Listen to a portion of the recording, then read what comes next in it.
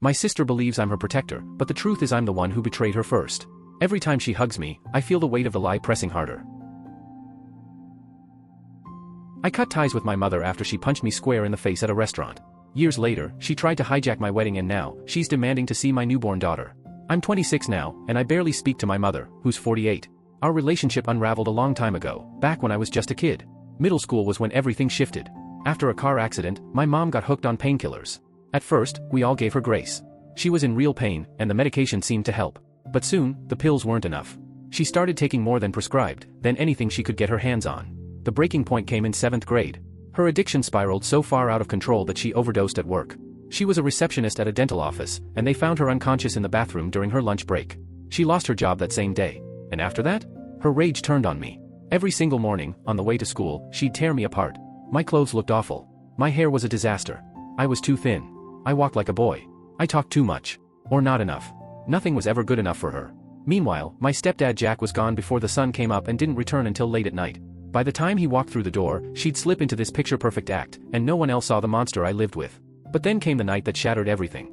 I was 14. We were out at dinner with Jack, my 2 little sisters, my grandparents, my Aunt Leslie, and my cousin Becky. My mom started going off about how irresponsible Becky's friend's dad was because invitations for some party hadn't gone out. I gently corrected her, it wasn't the dad, it was the kid who forgot to mail them. That's all it took. She swung on me. Twice. With a closed fist. The whole restaurant froze. My stepdad grabbed her arm before she could hit me again. My aunt rushed me to the bathroom, trying to stop the blood from pouring out of my nose. Later that week, Becky actually called Child Protective Services. But when the social worker showed up, she seemed more interested in sipping coffee with my mother than checking on me. Nothing changed. When I got my first period at 15, my mother suddenly declared, "You're a woman now." She yanked me out of soccer and choir, said they were too masculine, not ladylike. With no sports and no activities, I gained about 60 pounds in a year. And suddenly, the insults shifted. Now I wasn't just weird or awkward. Now I was disgusting. Repulsive. Unlovable.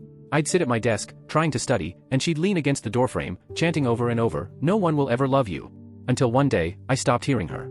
I tuned her out completely, like flipping a switch in my brain. To this day, if I'm focused on something, I won't hear a word until someone physically taps me. But my mother wasn't stupid. When she realized I'd stopped listening, she changed tactics. She'd wait until I left my room for food or the bathroom, then trail me down the hallway whispering the most venomous things. "You should just end your life. You're worthless." Imagine being 17 and hearing that from your own mother every single day. After graduation, I reconnected with my high school friend Ryan. He and I were both desperate to get out of our parents' houses. I had a job at the hospital in patient registration and was saving every cent. And then came the moment that pushed me over the edge. I walked into my room one afternoon to find my mother rifling through my dresser. She was planting pills in my drawer, muttering curses under her breath.